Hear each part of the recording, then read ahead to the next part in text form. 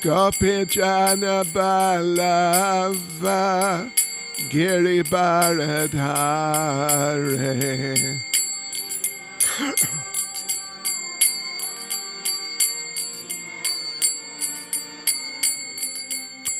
Gopi Jana Balava Giri Baradhare.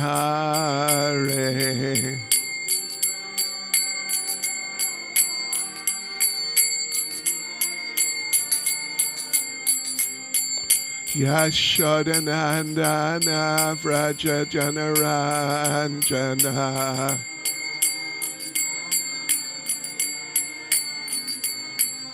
Yashodanandana Vraja Janaranjana.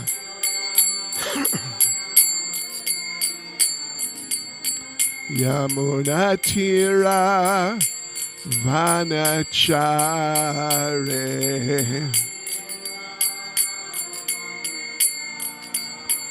Yamunatira Vanachare.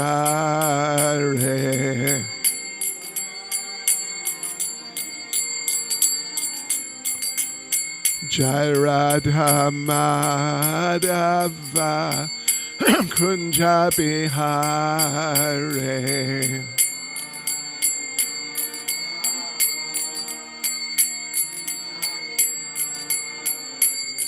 Jaya Radha Madhava Kunja Bihare.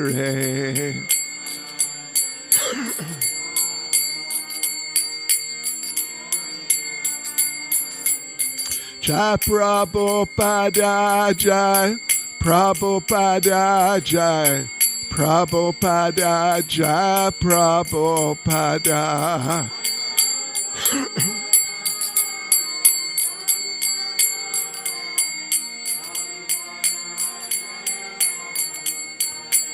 Jai Prabhupada Jai, Prabhupada.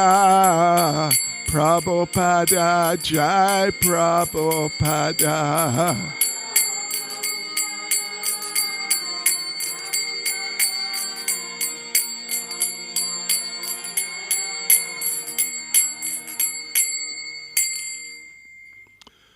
Jai Vishnavad Paramahansa Parivrajacharya Tadasasisamad His Divine Grace A.C. Bhaktivedanta Swami Srila Prabhupada Ki. ISKCON's founder Acharya Srila Prabhupada Ki. Grantharaj Srila Prabhupada-lilamrita Ki. Shishi Radha Radhanath Ki. Shri Giri Govardhan Ki. Shri Chaitanya Mahaprabhu Ki. Sankirtan Yagya Ki. Gaur Premanande. All glories to the assembled devotees.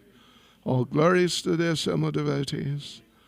All glories to the assembled devotees. All glories to Sri Guru and Sri Gauranga. All glories to Srila Prabhupada.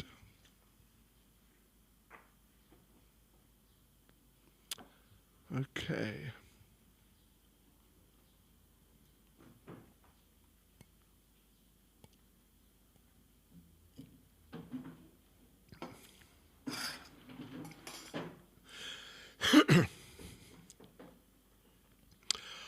Om Namo Bhagavate Vasudevaya.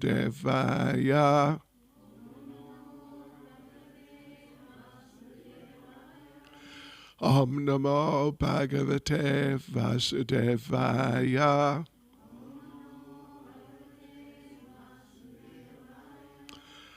Om Namo Bhagavate Vasudevaya.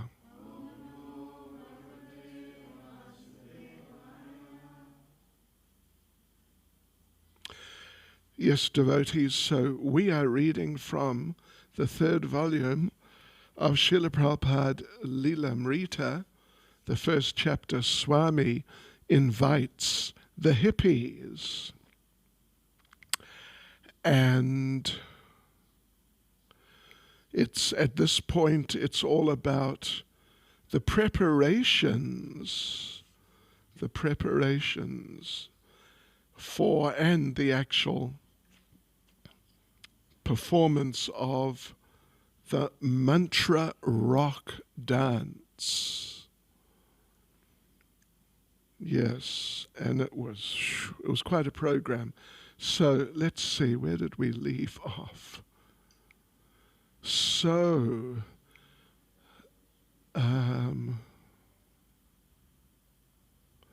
okay, I guess, yeah. At the mantra rock dance, there would be a multimedia light show by the biggest names in the art, Ben Van Meter and Roger Hilliard. Ben and Roger were expert at using simultaneous strobe lights, films, and slideshows to fill an auditorium with optical effects reminiscent of LSD visions. Mukunda had given them many slides of Krishna to use during the kirtan. One evening, Ben and Roger came to see Swamiji in his apartment. Roger Hilliard. He was great. I was really impressed. It wasn't the way he looked, the way he acted, or the way he dressed, but it was his total being. Swamiji was very serene and very humorous, and at the same time, obviously very wise and in tune, enlightened. He had the ability to relate to a lot of different kinds of people. I was thinking, some of this must be really strange for this person to come to the United States and end up in the middle of Haight-Ashbury with a storefront for an ashram and a lot of very strange people around. And yet, he was totally right there with everybody.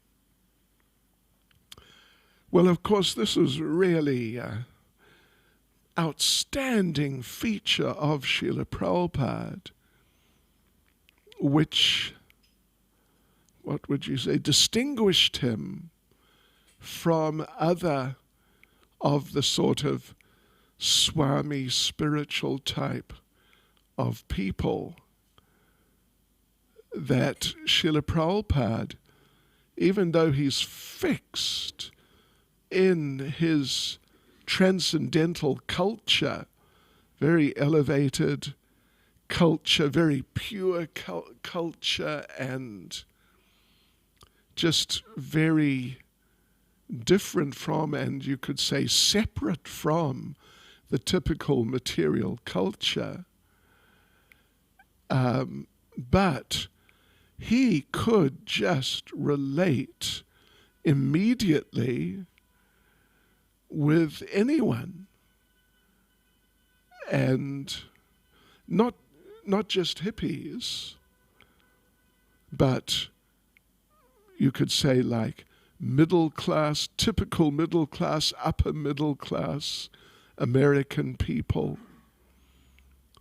Just tune in just like that, understand their thinking, their feelings, and just interact with them in sensitive ways that they could relate to.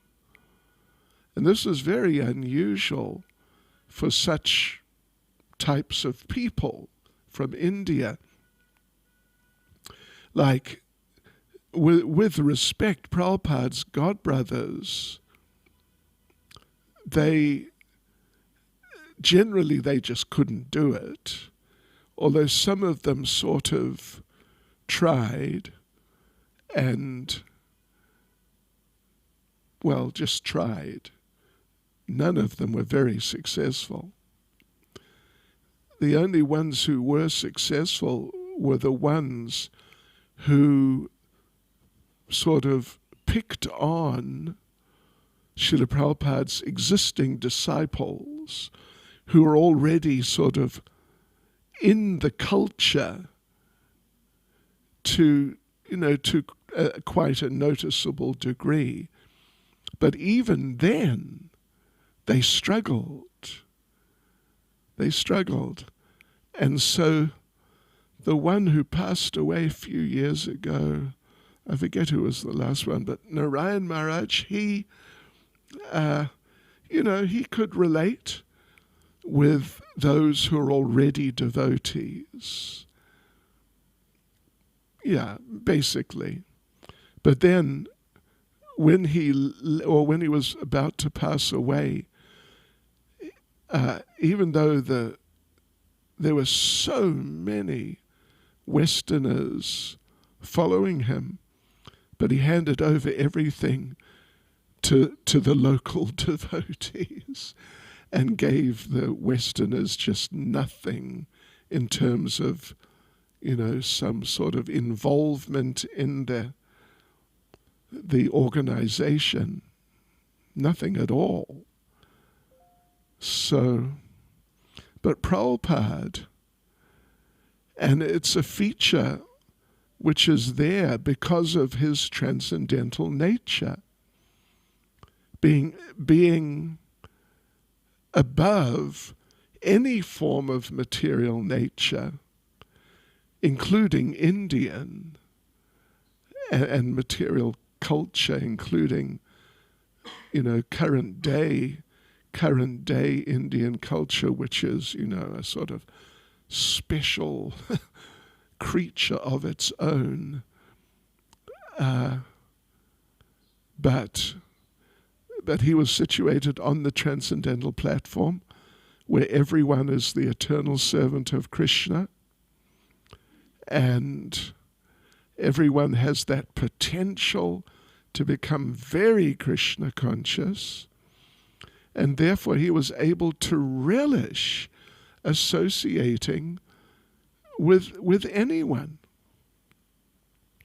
and just tune in, as Roger says here something, he says, he was in tune, enlightened. It was never like, these hippies are just, too much, which they were. They were so too much. As we'll see as we go through these chapters of Prabhupada in San Francisco, so many of them were just too bizarre. But Srila Prabhupada never sort of reacted to that in a, like a sense of cultural rejection or rejection in principle. He was able to help them. Apart from a few who will meet, one or two, who were actually psychotic, they actually were in psychologically extremely diseased conditions, and therefore, it was not really possible to interact with them in any type of constructive way for anyone, except for a couple of people like that. So many of these people, like Roger, he's a prominent person, Ginsberg himself, who at the time was the most prominent Westerner who had a connection with Prabhupada. They were all really surprised. He's so authentic, but he's so sort of here, in tune, and able to interact with in ways which the people could really appreciate and relate to. Okay, so here we go, devotees. It's the night of the mantra rock dance. Fasten seatbelts and hold on and watch out. On the on the night of the mantra rock dance, while the stage crew set up equipment and tested the sound system, and Ben and Roger organized their light show upstairs, Mukunda and others collected tickets at the door.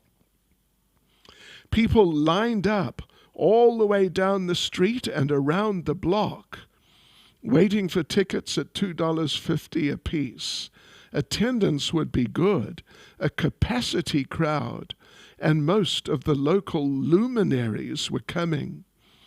LSD pioneer Timothy Leary arrived and was given a special seat on stage. Swami Kriyananda came, carrying a tambura. A man wearing a top hat and a suit with a silk sash that said San Francisco arrived, claiming to be the mayor. I don't think he was. At the door, Mukunda stopped a respectably dressed young man who didn't have a ticket. But then someone tapped Mukunda on the shoulder. Let him in. It's all right. He's Owsley. And Owsley, he's really just super big time in those circles. Mukunda apologized and submitted, allowing Augustus Owsley Stanley II, folk hero and famous synthesizer of LSD, to enter without a ticket. Yeah, so the whole Timothy Leary was the philosopher, so to speak. Just crazy philosophy. But anyway, for what it was worth, which wasn't much, he was the philosopher. And Owsley was the scientist. Yeah, and without him, there wouldn't have been LSD. Almost everyone who came wore bright or unusual costumes, tribal robes, Mexican ponchos, Indian kurtas, God's eyes feathers, and beads. Some hippies brought their own flutes, lutes, gourds, drums, rattles, horns, and guitars. The Hell's Angels, dirty-haired, wearing jeans, boots, and denim jackets, and accompanied by their women, made their entrance, carrying chains, smoking cigarettes, and displaying their regalia of German helmets, means Nazi, with Nazi insignias, emblazoned emblems, and so on. Everything but their motorcycles, which they had parked outside. I think I mentioned, but Shamsundar Prabhu, he was almost like the ultimate networker. He was really amazing at meeting people and making an impression on them and sort of winning them over. Yeah. So all these rock groups I mentioned last time, the Grateful Dead, they were the biggest. I mean, they may still be going, but they were going until a couple of years ago. Moby Grape, strange names, but these were very prominent. Big Brother and the Holding Company, Jefferson Airplane, Quicksilver Messenger Service. In the hippie world, these are the tops. And particularly Grateful Dead was not far from the level of the Beatles, but Shamsundar Prabhu, he met all of them and became their friends. And then he went to England and he met the Beatles, just like that. I mean, he didn't know them or anything, but he just got to know them. And you know the story, particularly with George Harrison, he became basically like a real devotee. He was sort of on and off, but yeah. And actually all of them, the Beatles and Rolling Stones, these people were demigods. They were definitely demigods at that time amongst the youth. But there's not a picture actually, but Mick Jagger of the Rolling Stones with a bead bag, and all these sorts of things. And it was Shyam Sundar. Shyam Sundar was just so good at interacting with people and getting them involved in some way or other, to some degree or other, with Krishna consciousness. And he did it with the Hells Angels. From what I remember, you're not really familiar with the Hells Angels. You probably have to go to America to really see them. But my Lord. Anyway, that's just another dimension of sort of humanity or something. But he got to know them, not just know them, but he became close friend with the founder of Hell's Angels, Sonny Baja, to the point that when the Hell's Angels came to London to start an English division, they came to Shyam Sundar. They came to Shyam Sundar and stayed with the devotees for a while. Really, quite something. Really quite something. The devotees began a warm-up kirtan on stage, dancing the way Swamiji had shown them. Incense poured from the stage and from the corners of the large ballroom. And although most in the audience were high on drugs, the atmosphere was calm. They had come seeking a spiritual experience. As the chanting began very melodiously, some of the musicians took part by playing their instruments. The light show began. Strobe lights flashed. Colored balls bounced back and forth to the beat of the music. Large blobs of pulsing color splurted across the floor, walls, and ceiling. Have any of you seen one of these light shows? Have you seen? Yeah. I mean, when it's done well, it's quite overpowering. Right. A little after 8 o'clock, Moby Grape took the stage. With heavy electric guitars, electric bass, and 2 drummers, they launched into their first number. The large speakers shook the ballroom with their vibrations, and a roar of approval rose from the audience. Around 9:30, Prabhupada left his Frederick Street apartment and got into the back of Harvey's Cadillac. Sounds good, Cadillac. Only problem is it's about 30 years old. But anyway, yeah, Harvey's Cadillac. He was dressed in his usual saffron robes, and around his neck he wore a garland of gardenias. Talking about a garland, could someone pass me this garland, please? Which I told myself to put on, but then I forgot. Thank you.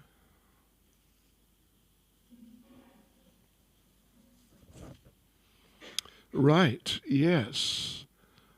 Garland of gardenias whose sweet aroma filled the car.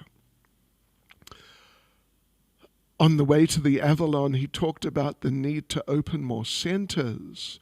At 10 o'clock, Prabhupada walked up the stairs of the Avalon, followed by Kirtanananda and Ranchor. As he entered the ballroom, devotees blew conch shells. Someone began a drum roll, and the crowd parted down the center, all the way from the entrance to the stage, opening a path for him to walk. With his head held high, Prabhupada seemed to float by as he walked through the strange milieu, making his way across the ballroom floor to the stage.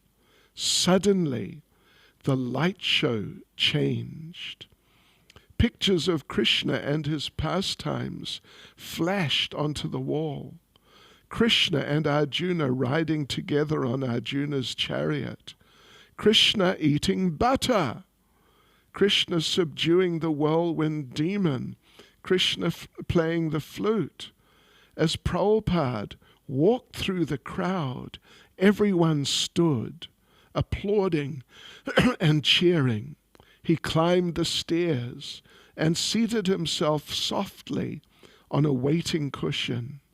The crowd quieted.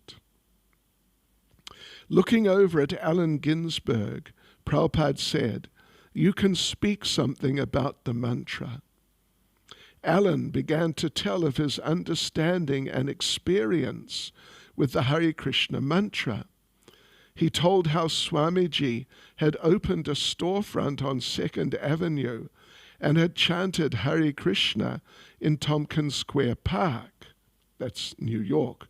We're in San Francisco here. And he invited everyone to the Frederick Street Temple.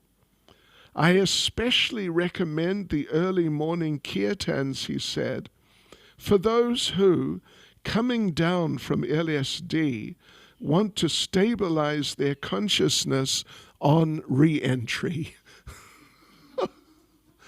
Oh, Krishna. Oh, my Lord, yeah. Prabhupada spoke, giving a brief history of the mantra. Then he looked over at Alan again. "You may chant." Alan began playing his harmonium and chanting into the microphone, singing the tune he had brought from India. Gradually, more and more people in the audience caught on and began chanting. As the kirtan continued and the audience got increasingly enthusiastic, musicians from the various bands came on stage to join in. Ranchor, a fair drummer, began playing Moby Grape's drums. Some of the bass and other guitar players joined in as the devotees and a large group of hippies mounted the stage. The multicolored oil slicks pulsed, and the balls bounced back and forth to the beat of the mantra, now projected onto the wall. Hare Krishna, Krishna Krishna, Hare Hare, Hare Rama, Rama Rama, Hare Hare. As the chanting spread throughout the hall, some of the hippies got to their feet, held hands, and danced. Allen Ginsberg: "We sang Hare Krishna all evening. It was absolutely great, an open thing. It was the height of the Haight-Ashbury spiritual enthusiasm." Because, what happened to Haight-Ashbury was that, it was this whole few 100,000, not just a few thousand, but a few 100,000 hippies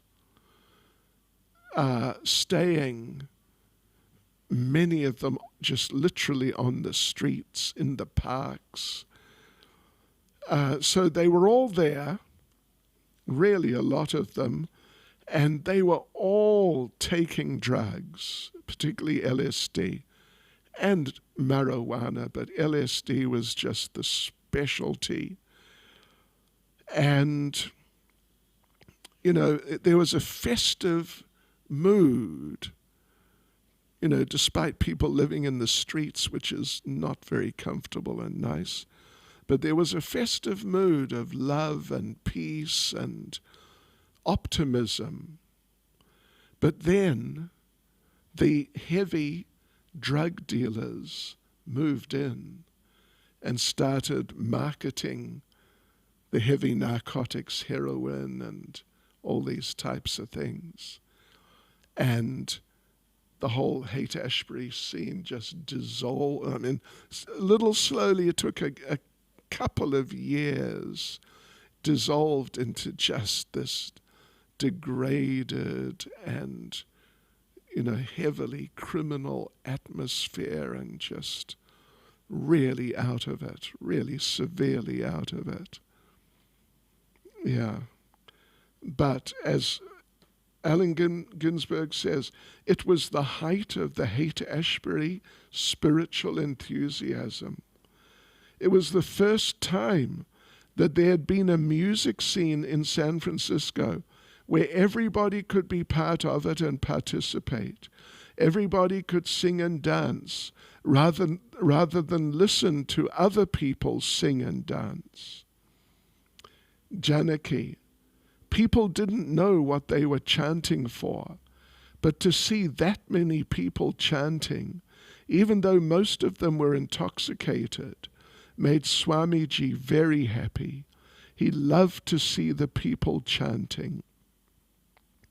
Hayagriva, standing in front of the bands, I could hardly hear, but above all, I could make out the chanting of Hare Krishna building steadily.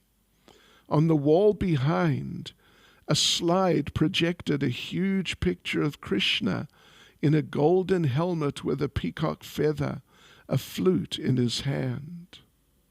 Unquote.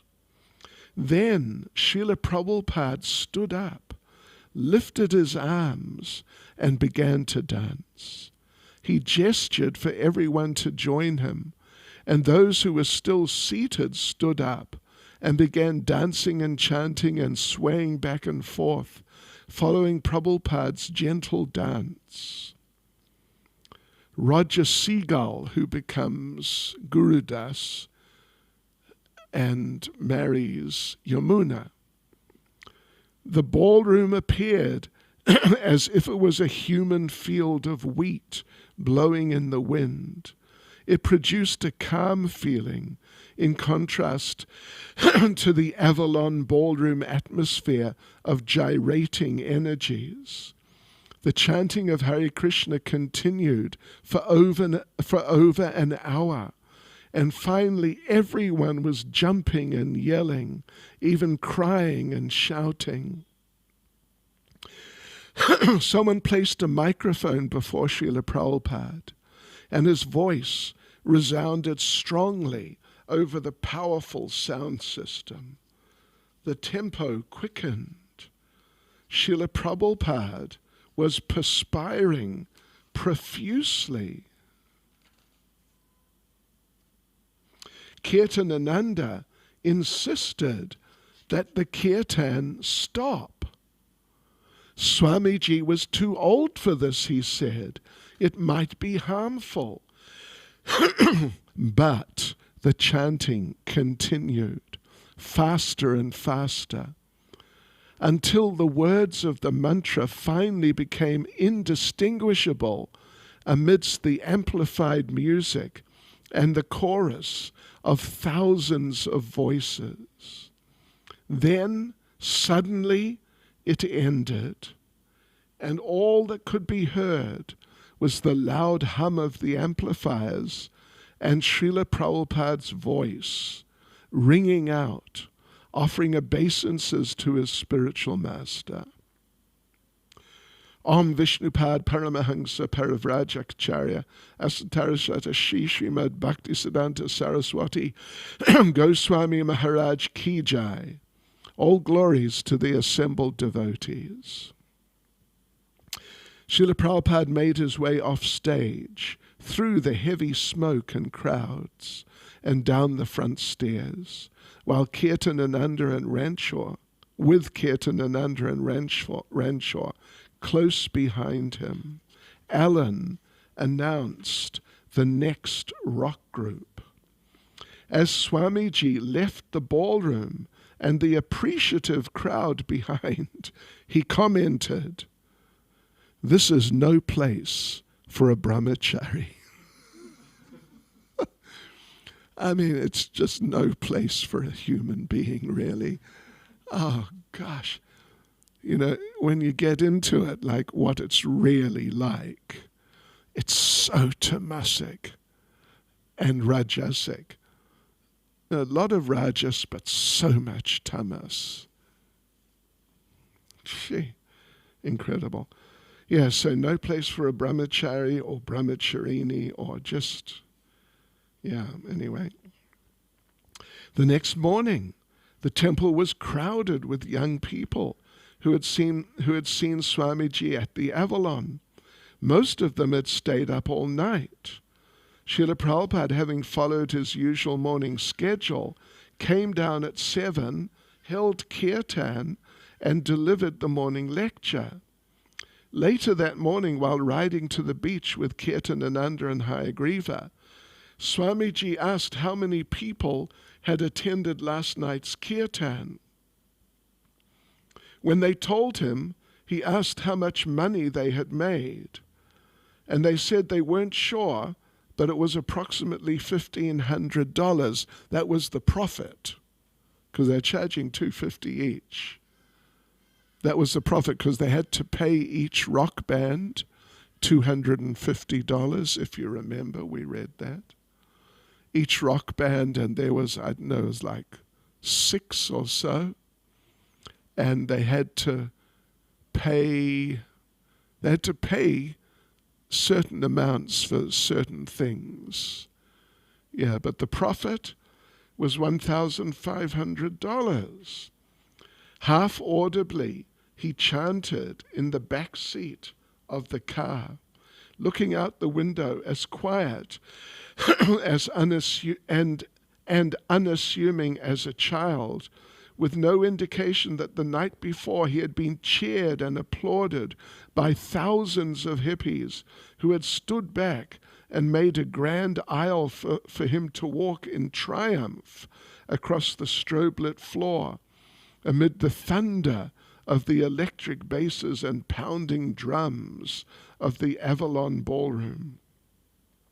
For all the fanfare of the night before, he remained untouched, the same as ever in personal demeanor. He was aloof, innocent, and humble, while at the same time appearing very grave and ancient. As Kirtanananda and Hayagriva were aware, Swamiji was not of this world. They knew that he, unlike them, was always thinking of Krishna. They walked with him along the boardwalk near the ocean with its cool breezes and cresting waves. Kirtanananda spread the chadar over Prabhupada's shoulders. In Bengali, there's one nice verse Prabhupada remarked, breaking his silence. I remember, "Oh, what is that voice across the sea calling, calling? Come here, come here." Speaking little, he walked the boardwalk with his 2 friends, frequently looking out at the sea and sky. As he walked, he softly sang a mantra that Kirtanananda and Hayagriva had never heard before. Govinda Jaya Jaya, Gopala Jaya Jaya, Radha Ramana Hari, Govinda Jaya Jaya. He sang slowly in a deep voice as they walked along the boardwalk. He looked out at the Pacific Ocean. Because it is great, it is tranquil. The ocean seems to be eternal, Hayagriva ventured. No, Prabhupada replied, nothing in the material world is eternal. Hare Krishna. Any comment or question, words of wisdom, Swarup Damodar Prabhu? Questions, comments, anything, whatever. Sorry, yeah. Maharaj, in one of your previous readings, you were explaining that it's not exactly that the spiritual master accepts all of the karma from his disciples himself, but he offers our activities to his spiritual master in disciplic succession. But I'm wondering if a devotee deviates from Krishna consciousness during moments or even during years and engages in activities that are not in Krishna consciousness and which are not offerable, are those activities still dealt with by the spiritual master, or are they dealt with by the laws of material nature? You know, it depends on the circumstances, but certainly as the degree of deviation develops, you know, because first of all, basically the person's a devotee or approximately a devotee or trying to be, but then some tendency to deviate suddenly starts.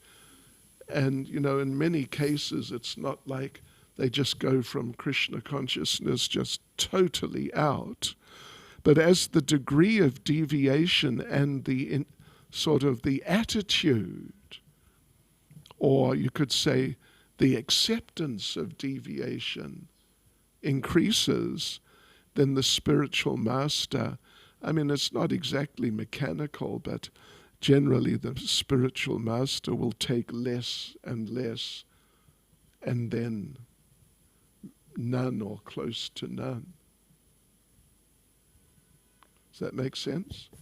Yes, so the spiritual master doesn't offer they don't incur some kind of responsibility. At a certain point, yeah, sure. But you know, that it's going on under Krishna. It's not that, see, Krishna arranges that the spiritual master takes some of the karma, not all of it.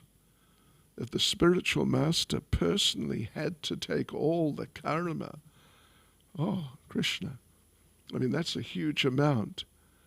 For each individual, all their karma is so much that it keeps them completely just locked in material existence. So the spiritual master takes some karma, Krishna takes some karma, or a lot of the karma. That's how it works. But then if a person becomes insincere, then, you know, Krishna, of course, will protect the spiritual master, the dedicated servant.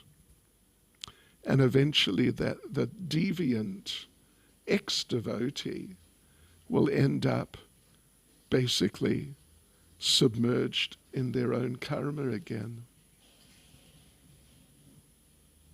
Okay. Thank you, Maharaj. Hare Krishna. Anyone else?